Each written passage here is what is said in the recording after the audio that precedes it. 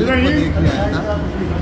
बहुत धूम सुनी थी उनके बारे में और जो सुना था उससे ज़्यादा पाया। जिस किस्म का उनका डांस का अंग मैंने देखा है बहुत कम देखने में आया है ऐसा। बहुत ही स्वीट और बहुत ही दिल को अच्छा लगने वाला, ज़रा भी उसमें कोई वल्गैरिटी कोई ऐसा नहीं था उनके एक्शंस में, लेकिन वो दिल को छू लेने वाला एक्शन था। बहुत अच्छा लगा और कैसा सनाउल्लाह के एफर्ट को हम ज़रूर अप्रिशिएट करना चाहिए हमको। उन्होंने ऐसा एक साफ़ सुथरा ड्रामा बनाया और हम जैसे लोगों को मजबूर किया कि हम आगे देखें। जैसा जी महक मलिक के बारे में क्या कहेंगे, ये सिल्वर स्क्रीन की एक्टर है कि बिल्कुल नजर आया आपको? उसमें एक ग्लैमर है, उसमें कॉन्फिडेंस लेवल है, उसमें बोलने की ताकत है, उसमें डांस करने की ताकत है। वो एक मुकम्मल पैकेज है महक मलिक।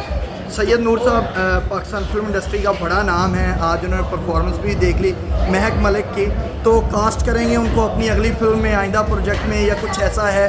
अब आई डोंट नो कि वो इस हक़ में है कि नहीं फिल्म करने के। मैं तो चाहूँगा कि मैं उनको ज़रूर करूँ और वो इस काबिल भी है। बहुत शुक्रिया।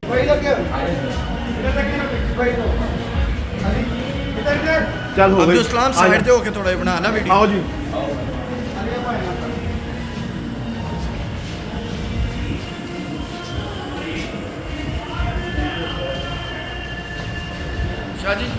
शाह जी इधर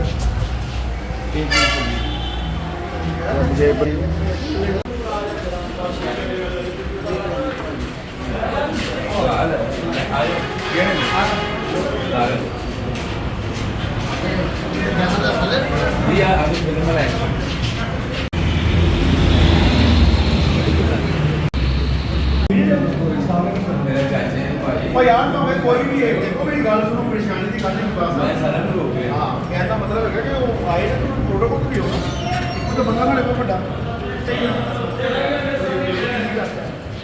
कम ज़्यादा चाहिए भाई यार, ज़्यादा चाहिए।